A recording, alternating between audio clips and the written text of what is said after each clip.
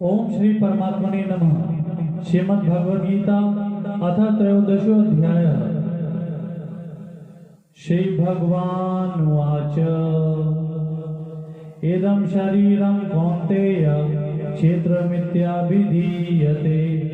एतद्यो वेति तं प्राहुः क्षेत्रज्ञ इति तद्विदः। इसकी व्याख्या इस प्रकार है। इदं शरीरं कौन्तेय क्षेत्र मिथ्याभिधीयते। मनुष्य यह पशु है, यह पक्षी है, यह वृक्ष है, आदि आदि भौतिक चीजों को इदंता से अर्थात यह रूप से कहता है, और इस शरीर को कभी मैं रूप से तथा कभी मेरा रूप से कहता है, परंतु वास्तव में अपना कहलाने वाला शरीर भी इदंता से कहलाने वाला ही है। चाहे स्थूल शरीर हो, चाहे सूक्ष्म शरीर हो, और चाहे कारण शरीर हो, पर वे हैं सभी इदंता से कहलाने वाले ही। जो पृथ्वी, जल, तेज, वायु और आकाश इन पांच तत्वों से बना हुआ है, इंद्रियों का विषय होने से यह शरीर इदम कहा जाता है। पांच ज्ञानेंद्रियां, पांच कर्मेंद्रियां, पांच प्राण, मन और बुद्धि, इन 17 तत्वों से बना हुआ जो सूक्ष्म शरीर कहते हैं। इन 17 तत्वों से प्राणों की प्रधानता को लेकर यह सूक्ष्म शरीर, प्राणमय कोश मन की प्रधानता को लेकर यह मनोमय कोश, और बुद्धि की प्रधानता को लेकर यह ज्ञानमय कोश कहलाता है। ऐसा यह सूक्ष्म शरीर भी अंतःकरण का विषय होने से इदम कहा जाता है। अज्ञान को कारण शरीर कहते हैं। मनुष्य को बुद्धि तक का तो ज्ञान होता है, पर बुद्धि के आगे का ज्ञान नहीं होता, इसलिए इसे अज्ञान कहते हैं। यह अज्ञान संपूर्ण शरीरों का कारण होने से कारण शरीर कहलाता है। अज्ञान मेवस्य हिम मूल कारण। इस कारण शरीर को स्वभाव, आदत और प्रकृति भी कह देते हैं, और इसी को आनंदमय कोश भी कह देते हैं। जागृत अवस्था में स्थूल शरीर की प्रधानता होती है, और उसमें सूक्ष्म तथा कारण शरीर भी साथ में रहता है। स्वप्न अवस्था में सूक्ष्म शरीर की प्रधानता होती है, और उसमें कारण शरीर भी साथ में रहता है। सुषुप्ति अवस्था में स्थूल शरीर का ज्ञान नहीं रहता, जो कि अन्नमय कोश है, और सूक्ष्म शरीर का भी ज्ञान नहीं रहता, जो कि प्राणमय, मनोमय और विज्ञानमय कोश है, अर्थात बुद्धि अविद्या में लीन हो जाती है। अतः सुषुप्ति अवस्था में सुषुप्ति अवस्था कारण शरीर की होती है। जागृत और स्वप्न अवस्था में तो सुख दुख का अनुभव होता है, पर सुषुप्ति अवस्था में दुख का अनुभव नहीं होता, सुख रहता है। इसलिए कारण शरीर को आनंदमय कोश कहते हैं। कारण शरीर में स्वयं का विषय होने से, स्वयं के द्वारा जानने में आने वाला होने से इदम कहा जाता है। ये तद्यो वेति, जीवात्मा इस शरीर को जानता है, अर्थात यह शरीर मेरा है, इंद्रियां मेरी हैं, मन मेरा है, बुद्धि मेरी है, प्राण मेरे हैं, ऐसा मानता है। यह जीवात्मा इस शरीर को कभी मैं कह देता है, और कभी यह कह देता है, अर्थात मैं शरीर हूँ, ऐसा भी मान लेता है, और यह शरीर मेरा है, ऐसा भी मान लेता है। इस श्लोक के पूर्वार्ध में शरीर को इदम पद से कहा है, तथापि उत्तरार्ध में शरीर को एतत् पद से कहा है। यद्यपि दोनों ही पद नजदीक के वाचक हैं, तथापि इदम की अपेक्षा एतत् पद अत्यंत नजदीक का वाचक है।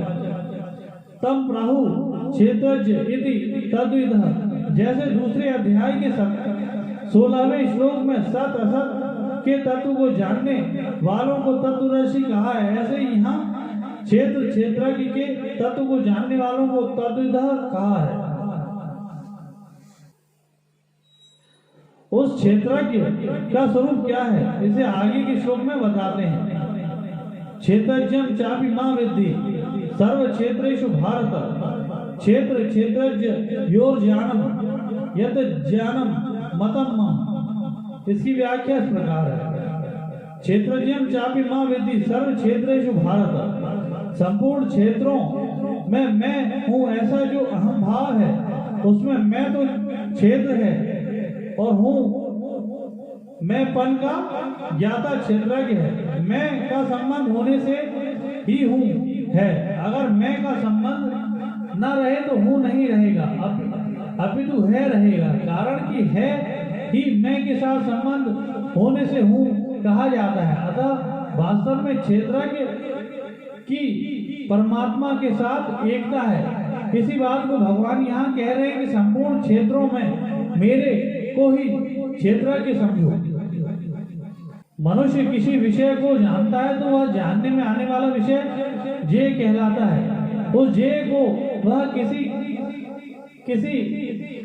करण के द्वारा ही जानता है। करण दो तरह के होते हैं, बहिकरण और अंतःकरण। मनुष्य विषयों के बहिकरण क्षेत्र नेत्र आदि से जानता है और बहिकरण को अंतःकरण मन बुद्धि आदि से जानता है। उस अंतःकरण की चार वृत्तियां हैं, मन बुद्धि चित्त और अहंकार। इन चारों में भी अहंकार सबसे सूक्ष्म है, जो कि एक देशीय है। यह अहंकार भी जिससे देखा जाता है जाना जाता है, वह जानने वाला प्रकाश स्वरूप क्षेत्रज्ञ है। उस अहम भाव के भी ज्यादा क्षेत्रज्ञ को साक्षात मेरा स्वरूप समझो। यहाँ वृद्धि पद कहने का तात्पर्य है कि हे अर्जुन, जैसे तू अपने शरीर को अपने को शरीर में मानता है और शरीर को अपना मानता है, ऐसे तू अपने को मेरे में जान और मेरे को अपना मान। कारण कि तुमने शरीर के साथ जो एकता मान रखी है, उसे छोड़ने के लिए मेरे साथ एकता माननी बहुत आवश्यक है। क्षेत्रज्ञ प्योर ज्ञानम एतत् ज्ञानम मतम मम। क्षेत्र की संपूर्ण संसार के साथ एकता है और क्षेत्रज्ञ की मेरे साथ एकता है। ऐसा जो क्षेत्रज्ञ का ज्ञान है वह मेरे मन में यथार्थ ज्ञान है। मतम मम कहने का तात्पर्य है कि संसार में अनेक विद्याओं का, अनेक भाषाओं का, अनेक लिपियों का, अनेक कलाओं का, तीनों लोक और 14 भुवनों का जो ज्ञान है वह वास्तव में ज्ञान नहीं है। कारण कि वह ज्ञान सांसारिक व्यवहार में काम में आने वाला होते हुए भी संसार में फंसाने वाला होने से अज्ञान ही है। वास्तव में ज्ञान तो वही है जिससे स्वयं का शरीर से संबंध विच्छेद हो जाए और फिर संसार में जन्म न हो, संसार की परतंत्रता न हो। यही ज्ञान भगवान के मत में यथार्थ ज्ञान है। पूर्व श्लोक में क्षेत्र और क्षेत्रज्ञ के ज्ञान को ही अपने मत में ज्ञान बताकर भगवान क्षेत्र और क्षेत्रज्ञ के विषय को सुनने की आज्ञा देते हैं। तत्क्षेत्रम यादृक् च यद्विकारी यतश्च सचयो यत् प्रभावाश्च तत्समासेन मे शृणु। इसकी व्याख्या इस प्रकार है। तत्क्षेत्रम, तत्शब्द दो का वाचक होता है, पहले कहे हुए विषय का और दूरी का। इसी अध्याय के पहले श्लोक में जिसको एदम पद से कहा गया उसी को यहाँ तत्पद से कहा है। क्षेत्र सब देश में नहीं है, सब काल में नहीं है और अभी भी प्रतीक्षा अभाव में जा रहा है। यह क्षेत्र की दूरी है। यह उस क्षेत्र का जो स्वरूप है जिसका वर्णन इसी अध्याय के 5वें श्लोक में हुआ है। यादृक् उस क्षेत्र का जैसा स्वभाव है जिसका वर्णन इसी अध्याय के 26वें 27वें श्लोक में उसे उत्पन्न और नष्ट होने वाला बताकर किया है। यद्विकारी, यद्यपि प्रकृति का कार्य होने से इसी अध्याय के 5वें श्लोक में आए 23 तत्वों को भी विकार कहा गया है। तथापि यहाँ उपयुक्त पद से क्षेत्र क्षेत्रज्ञ के माने हुए संबंध के कारण क्षेत्र के उत्पन्न होने वाले इच्छा द्वेष आदि विकारों को ही विकार कहा गया है, जिनका वर्णन 6ठे श्लोक में हुआ है। यतश्च यह क्षेत्र जिससे पैदा होता है अर्थात प्रकृति से उत्पन्न होने वाला 7 विकार और 3 गुण जिनका वर्णन इसी अध्याय के 19वें श्लोक के उत्तरार्ध में हुआ है। सच पहले श्लोक के उत्तरार्ध में जिस क्षेत्रज्ञ का वर्णन हुआ उसी क्षेत्रज्ञ का वाचक यहाँ सह पद है और उसी के विषय में यहाँ सुनने के लिए कहा जा रहा है। यह इस क्षेत्रज्ञ का जो स्वरूप है जिसका वर्णन इसी अध्याय के 20वें श्लोक के उत्तरार्ध में और 22वें श्लोक में किया गया है। यद प्रभावाश्च, यह क्षेत्राज्ञ जिस प्रभाव वाला है, जिसका वर्णन इसी अध्याय के 31वें से 33वें श्लोक तक किया गया है। तत्समासेन मेषु, यहाँ तद पद के अंतर्गत क्षेत्र और क्षेत्र के दोनों को लेना चाहिए। तात्पर्य है कि वह क्षेत्र जो है जैसा है, जिन विकारों वाला है और जिससे पैदा हुआ है, इस तरह क्षेत्र के विषय में 4 बातें हैं और वह क्षेत्र की जो है और जिस प्रभाव वाला है, उस तरह क्षेत्र के विषय में 2 बातें तुम मेरे से संक्षेप में सुन। यद्यपि इस अध्याय के आरंभ में 2 श्लोक में क्षेत्र और क्षेत्रज्ञ का सूत्र रूप से वर्णन हुआ है, जिसको भगवान ने ज्ञान भी कहा है, तथापि क्षेत्र क्षेत्रज्ञ के विभाग का स्पष्ट रूप से विवेचन और विकार सहित क्षेत्र और निर्विकार क्षेत्रज्ञ के स्वरूप का प्रभाव सहित विवेचन इस तीसरे श्लोक से आरंभ किया गया है। इसलिए भगवान इसको सावधान होकर सुनने की आज्ञा देते हैं। इस श्लोक में भगवान ने क्षेत्र के विषय में जो 4 बातें सुनने की आज्ञा दी हैं, पर क्षेत्रज्ञ के विषय में केवल 2 बातें स्वरूप और प्रभाव ही सुनने की आज्ञा दी है। इससे यह शंका हो सकती है कि क्षेत्रज्ञ का प्रभाव भी क्यों नहीं कहा गया और साथ ही क्षेत्र का प्रभाव भी क्यों नहीं कहा गया और साथ ही क्षेत्रज्ञ के स्वभाव, विकार और जिससे वो पैदा हुआ, इन विषयों पर भी क्यों नहीं कहा गया। इसका समाधान यह है कि एक क्षण भी एक रूप में स्थिर न रहने वाले क्षेत्रज्ञ का प्रभाव हो ही क्या सकता है। प्रकृतिस्थ संसारी पुरुष के अंतःकरण में धनादि जड़ पदार्थों का महत्व रहता है, इसलिए उसको संसार के क्षेत्र का धनादि जड़ पदार्थों का प्रभाव दिखता है। वास्तव में स्वतंत्र रूप से क्षेत्रज्ञ का कुछ भी प्रभाव नहीं है, अतः उसके प्रभाव का कोई वर्णन नहीं किया गया। क्षेत्रज्ञ का स्वरूप उत्पत्ति विनाश रहित है, इसलिए उसका स्वभाव भी उत्पत्ति विनाश रहित है। अतः भगवान ने उसको स्वभाव का अलग से वर्णन न करके स्वरूप के अंतर्गत ही कर दिया। क्षेत्र के साथ अपना संबंध मानने के कारण ही क्षेत्रज्ञ के द्वारा क्षेत्रज्ञ में इच्छा, द्वेष आदि विकारों की प्रतीति होती है, अन्यथा क्षेत्रज्ञ सर्वथा निर्विकार ही है। अतः निर्विकार क्षेत्रज्ञ के विकारों का वर्णन संभव ही नहीं है। क्षेत्रज्ञ अद्वितीय, अनादि और नित्य है, अतः इसमें विषयों में कौन किस से पैदा हुआ यह प्रश्न ही नहीं बनता। पूर्व श्लोक में जिसको संक्षेप में सुनने के लिए कहा गया है, उसका विस्तार से वर्णन कहाँ हुआ है, इसको आगे के श्लोक में बताते हैं। ऋषिभिर बहुधा गीतम छंदोभिर्विधेय पृथक् ब्रह्मसूत्र उपदेश चैव हेतु मद्भि विनिश्चित है। इसकी व्याख्या इस प्रकार है। वैदिक मंत्रों के दृष्टा और शास्त्रों, स्मृतियों और पुराणों के रचयिता ऋषियों ने अपने अपने ग्रंथों में जड़, चेतन, सत, असत, शरीर, शरीरी, देह, देही, नित्य, अनित्य आदि शब्दों से क्षेत्र, क्षेत्रज्ञ का बहुत विस्तार से वर्णन किया है। यहाँ विविध विशेषण सहित छंदों भी पद, ऋग, यजु, साम और अथर्व इन चारों वेदों के संहिता और ब्राह्मण भागों के मंत्रों का वाचक है। इन्हीं के अंतर्गत संपूर्ण उपनिषद और भिन्न भिन्न शाखाओं को भी समझ लेना चाहिए। इनमें क्षेत्र, क्षेत्रज्ञ का अलग अलग वर्णन किया गया है। अनेक युक्तियों से युक्त तथा अच्छी तरह से निश्चित किया हुए ब्रह्म सूत्र के पदों द्वारा ही क्षेत्र, क्षेत्रज्ञ के तत्व का वर्णन किया गया है। इस श्लोक में भगवान का आशय यह मालूम देता है कि क्षेत्र, क्षेत्रज्ञ का जो संक्षेप से वर्णन मैं कर रहा हूँ, उसे अगर कोई विस्तार से देखना चाहे तो वो उपयुक्त ग्रंथों में देख सकता है। 3 श्लोकों में क्षेत्र, क्षेत्रज्ञ के विषय में जिन 6 बातों को संक्षेप में सुनने की आज्ञा दी है, उसमें से क्षेत्र की 2 बातों का अर्थात उसके स्वरूप और विकारों का वर्णन आगे के 2 श्लोकों में करते हैं। महाभूतान्य हंकारो बुद्धिरव्यक्तमेव च इंद्रियाणि दशैकं च पंच क्षेत्रीय गोचरा। इसकी व्याख्या इस प्रकार है। अव्यक्त नाम मूल प्रकृति का है। मूल प्रकृति समष्टि बुद्धि का कारण होने से और स्वयं किसी का भी कार्य न होने से केवल प्रकृति ही है। बुद्धि या पद समष्टि बुद्धि अर्थात महत्व का वाचक है।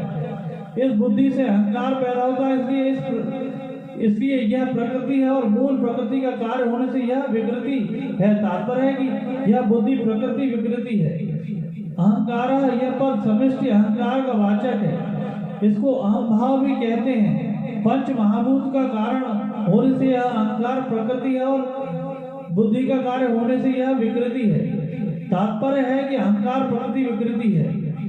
महाभूतानि पृथ्वी जल तेज वायु और आकाश ये पांच महाभूत हैं। महाभूत दो प्रकार के होते हैं, पंचीकृत और अपंचीकृत। एक एक महाभूत के 5 विभाग होकर जो मिश्रण होता है उसको पंचीकृत महाभूत कहते हैं।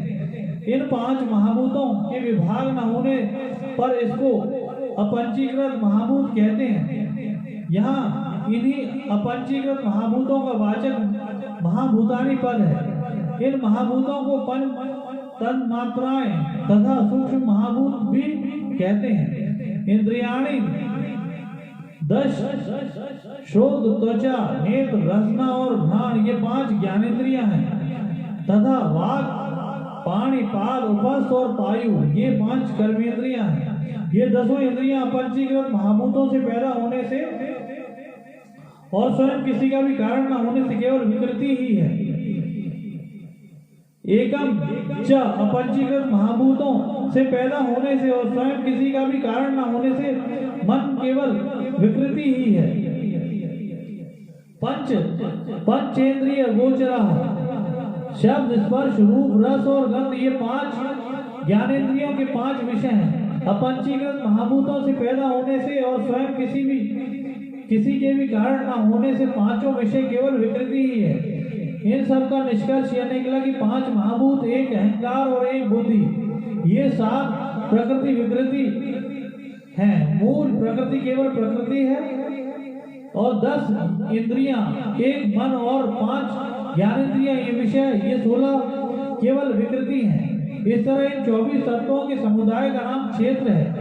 इसी का एक तुच्छ अंश यह मनुष्य शरीर है, जिसको भगवान ने पहले श्लोक में इदम शरीरम और तीसरे श्लोक में तत्क्षेत्रम पद से कहा है। इच्छा द्वेषः सुखम दुखम संघात चेतना धृति एतत् क्षेत्रम समासेन सविकार उदाहृतम। इसकी व्याख्या इस प्रकार है। इच्छा अमुक वस्तु व्यक्ति परिस्थिति आदि मिले ऐसा जो मन में चाहना रहती है उसको इच्छा कहते हैं। क्षेत्र के विकारों में भगवान सबसे पहले इच्छा रूप विकार का नाम लेते हैं। इसका तात्पर्य यह है कि इच्छा मूल विकार है, क्योंकि ऐसा कोई पाप और दुख नहीं है जो सांसारिक इच्छाओं से पैदा न होता हो।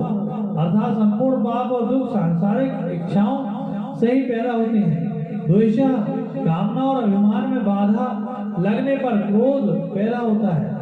अंतःकरण में उस क्रोध का जो सूक्ष्म रूप रहता है उसको द्वेष कहते हैं। यहाँ द्वेषा पद के अंतर्गत क्रोध को भी समझ लेना चाहिए।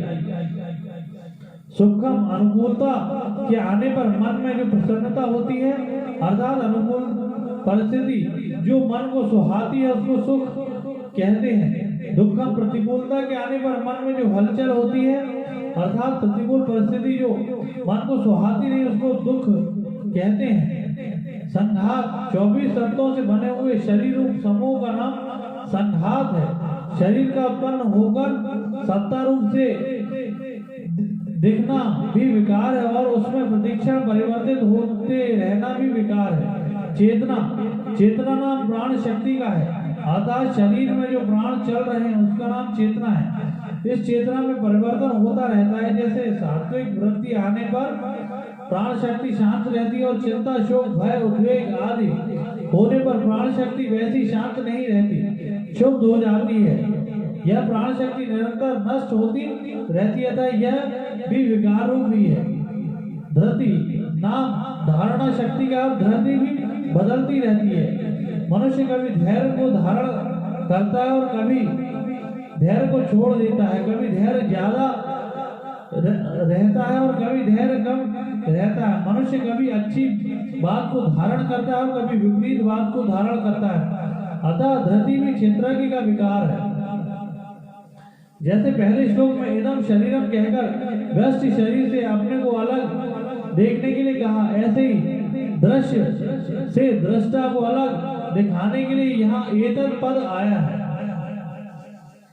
5वें श्लोक में भगवान ने समष्टि संसार का वर्णन किया और यहाँ 6ठे श्लोक में व्यष्टि शरीर के विकारों का वर्णन किया, क्योंकि समष्टि संसार में इच्छा द्वेष आदि विकार होते ही नहीं। तात्पर्य यह है कि व्यष्टि शरीर समष्टि संसार से और समष्टि संसार व्यष्टि शरीर से अलग नहीं है, अर्थात ये दोनों एक हैं। और जैसे इसी अध्याय के दूसरे श्लोक में भगवान ने क्षेत्रज्ञ के साथ अपनी एकता बताई, ऐसे ही यहाँ व्यष्टि शरीर और उसमें होने वाले विकारों को समष्टि संसार के साथ एकता बताते हैं। आगे 21वें श्लोक में भगवान ने पुरुष की स्थिति शरीर में बताकर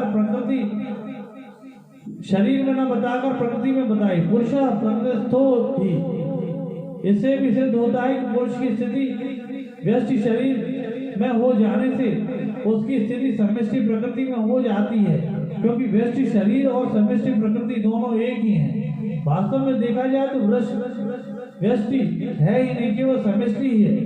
व्यष्टि केवल भूल से मानी हुई है। जैसे समुद्र में लहरों को समुद्र से अलग मानना भूल है, ऐसे ही व्यष्टि शरीर को समष्टि संसार से अलग अपना मानना भूल ही है। शरीर के साथ तादात्म्य कर लेने से ही इच्छा द्वेष आदि विकार पैदा होते हैं और उन विकारों का स्वयं पर असर पड़ता है। इसलिए भगवान शरीर के साथ किए हुए तादात्म्य को मिटाने के लिए आवश्यक 20 साधनों का ज्ञान के नाम से आगे के 5 श्लोकों में वर्णन करते हैं।